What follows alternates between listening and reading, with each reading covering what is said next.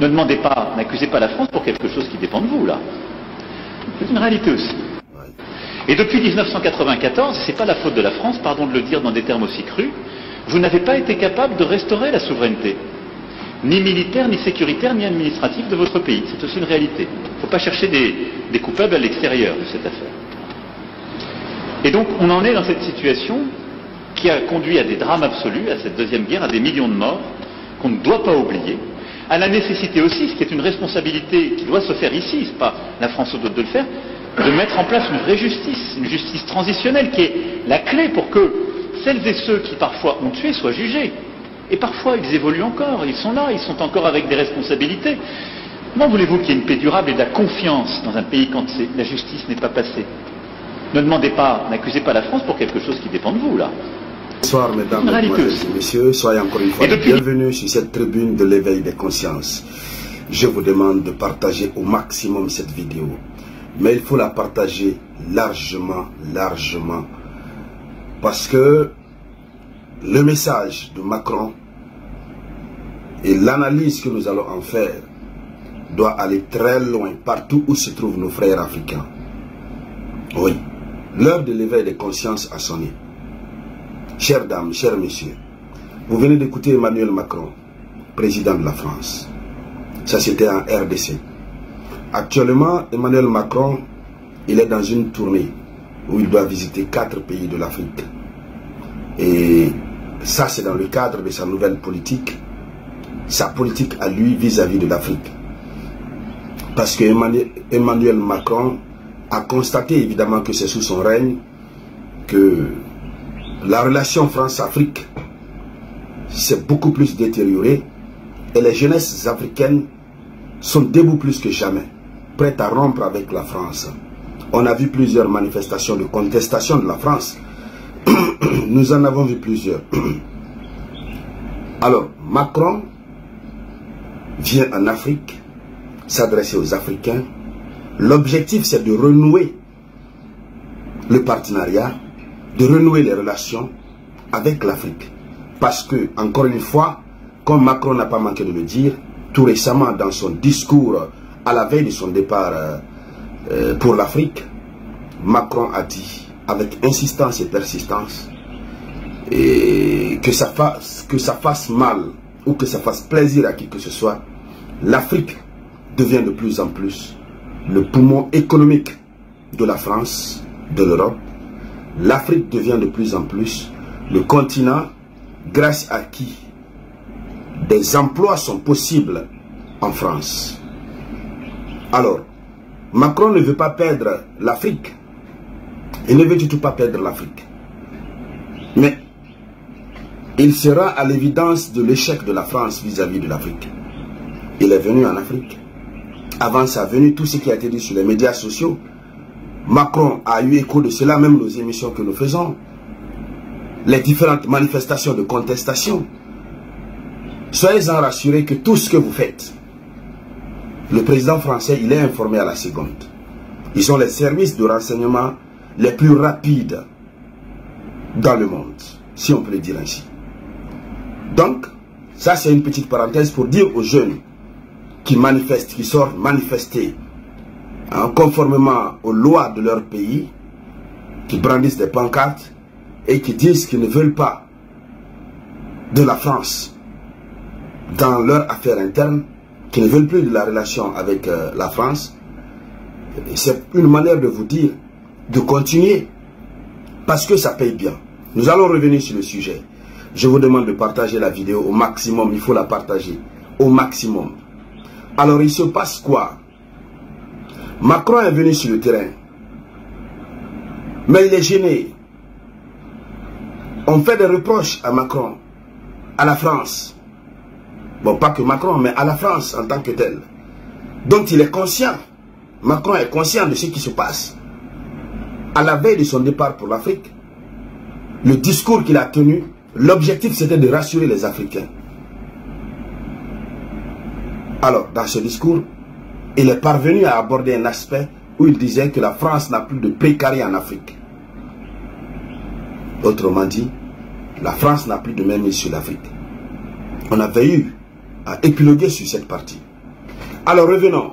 Voici le sujet. La phrase, j'allais dire. Les propos d'Emmanuel Macron qui sont devenus virales sur les réseaux sociaux, sur les médias sociaux et même les télévisions, radio-télévisions classiques. Au Congo, en RDC déjà, et ça fait jaser, ça fait couler assez d'encre et de salive. Les opinions sont divergentes, j'allais dire. On a deux camps. Il y a certains qui estiment que Macron a raison de mettre les dirigeants d'Afrique en face de leurs responsabilités. Et il y a le deuxième camp qui dit que c'est de la foutaise. Puisque tout ce qui est arrivé en RDC et tout ce qui arrive dans la plupart des États d'Afrique francophone, la France en est pour quelque chose. Voici les deux opinions divergentes. Quoi qu'il advienne, ça fait couler assez d'encre et de salive. Et cette déclaration a surpris plus d'un. Tout le monde a été surpris de cette manière avec laquelle Macron a eu à parler. Sans y mettre une petite dose de diplomatie. Il a parlé de façon très crue. Ouais, c'est bien vrai qu'il a dit au départ, excusez-moi, je vais être cru, c'est la vérité même si ça va faire mal. Au fait, lorsqu'on voit Macron parler ici, on voit un Macron, en réalité, c'est lui-même, la personne même de Macron, qui s'est dégagée. C'est sa personne même qui s'est extériorisée, qui s'est extirpée du carcan, de la coque qu'on a mis sur lui. En tant que président de la France, il a l'obligation de se mettre dans la logique de la politique française. Politique française vis-à-vis de l'Afrique. Et qui parle de la politique française vis-à-vis de l'Afrique, nous connaissons cette politique. Sucer l'Afrique, tromper l'Afrique, dorloter la conscience des uns et des autres. Notamment des dirigeants africains, les marionnettiser et endormir la conscience des jeunes. C'est ça. Il n'y a rien de plus. C'est ça la politique France-Afrique. Et donc vous avez vu, je crois c'était où, je crois toujours à Kinshasa, si je ne fais pas erreur, il y a même ce chef de l'État, je crois, si je ne fais pas erreur, qui lui a dit l'époque de la France-Afrique est révolue. J'ai oublié ce nom, j'ai oublié son nom. Si vous avez suivi, vous pouvez me rappeler. Je crois que c'est au Congo. Je crois que c'est au Congo. Avec qui c'est? Tshisekedi ou avec qui? J'ai oublié le nom. Mais le ton avec lequel ce chef d'État lui a parlé, c'était à la suite de sa déclaration là, que vous venez d'écouter. On a comme l'impression que c'est un montage, je reviendrai là-dessus. Sinon, voir un chef d'État africain parler à Emmanuel Macron, un président français de la sorte, mais c'est rarissime, c'est très rare. Donc en revenant sur la déclaration de Macron, c'est le vrai Macron qui a parlé. Le monsieur y voit, il constate que il a en face de lui un peuple, des intellectuels, des gens qui ont de la matière grise, qui peuvent l'exploiter au bénéfice de leur population. Des gens qui sont doués d'intelligence. Oui. Mais il constate, au fond, que ces gens, ces intellectuels, ces dirigeants, ne veulent pas prendre leurs responsabilités et s'assumer devant l'histoire de leur peuple et de leur nation. Macron constate que les dirigeants, à tous les niveaux, préfèrent que ce soit la France qui vienne régler leurs affaires, qui vienne régler leurs problèmes. Quelque part, il y a le sentiment de Y'en a marre. Quelque part, il y a ce sentiment de Y'en a marre. Macron en a marre. Quand nous prenons Macron lui-même, pris lui-même en tant que tel, en fonction de ce qui s'est dégagé de lui aujourd'hui, on a comme l'impression que c'est comme pour dire aux Africains, mais foutez-nous la paix, en fin de compte. Prenez-vous en charge. Prenez vos responsabilités. Et il a été très clair dans ses propos. Hein. Il dit, mais vous n'allez pas accuser la France. Vous passez tout votre temps. Il n'y a pas de justice. Est-ce que c'est la France qui viendra faire la justice à votre place? Vous ne prenez pas les décisions idoines, les décisions adéquates. Alors, on a vu un Macron, même si cette sortie va lui coûter au sein de l'opinion internationale, notamment du côté de la diplomatie française, même si ça va lui coûter, mais il s'est dégagé, il s'est libéré. Il faudrait qu'on le dise. Donc, il revient alors au président de la RDC et à l'ensemble des chefs d'État africains de prendre leurs responsabilités. Ah oui, c'est vrai que depuis un certain temps, on demande à l'ensemble de nos chefs d'État de prendre leurs responsabilités. On en a vu déjà, beaucoup de chefs d'État sont en train de faire montre de la mise en œuvre de leurs responsabilités. C'est le cas au Burkina, excusez, c'est le cas au Burkina, au Mali, en Guinée, et un peu dans le Sahel. Voilà.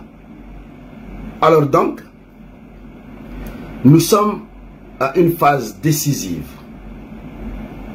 de l'histoire de la relation France-Afrique. La jeunesse s'est levée. Et la jeunesse est motivée à motiver les chefs d'État afin qu'ils puissent se lever. C'est cet ensemble d'actions qui a impacté le discours de Emmanuel Macron aujourd'hui. Quelque part, il veut vraiment que l'Afrique, les responsables, prennent leurs responsabilités. Ça vient du fond de son cœur. C'est la vérité. Ça fait mal. La vérité va rougir les yeux, mais elle ne va jamais casser les yeux.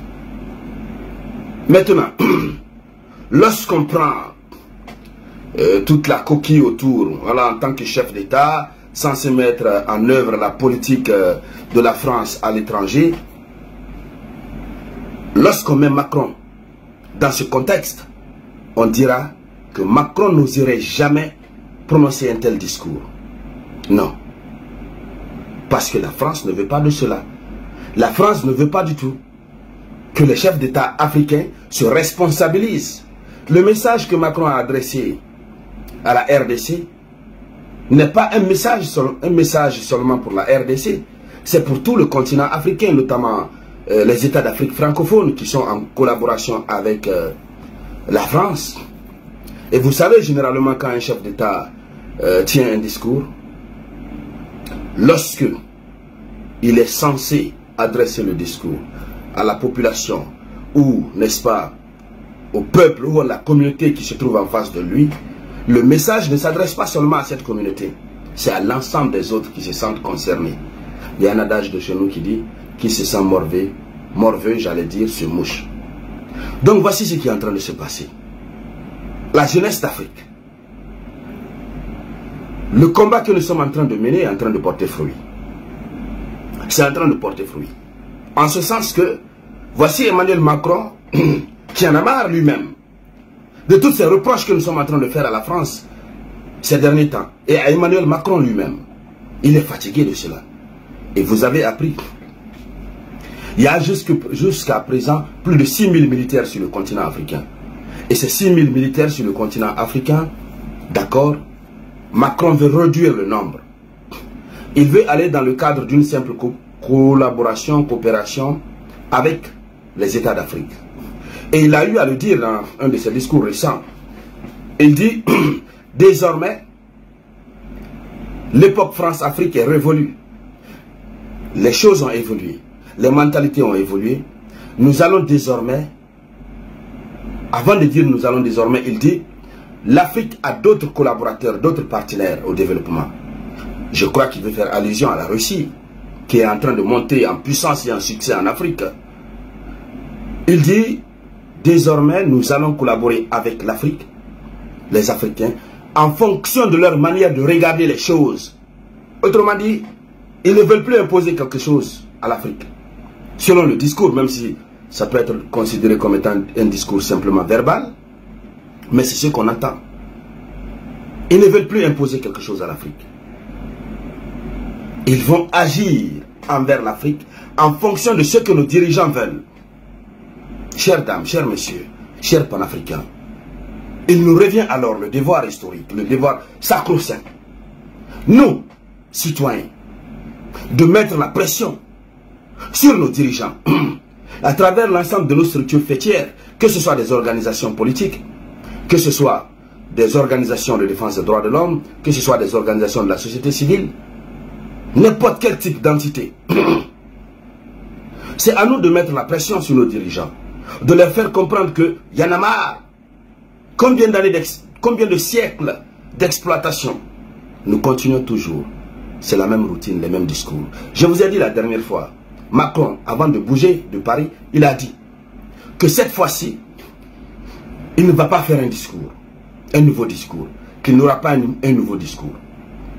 Il a dit que désormais, ils vont démontrer à l'Afrique ce qu'ils ont eu à faire pour l'Afrique et ce qu'ils comptent faire dans un esprit vraiment clair. Voici ce qu'il a eu à dire. Et son acte sur le terrain, ça ne surprend pas.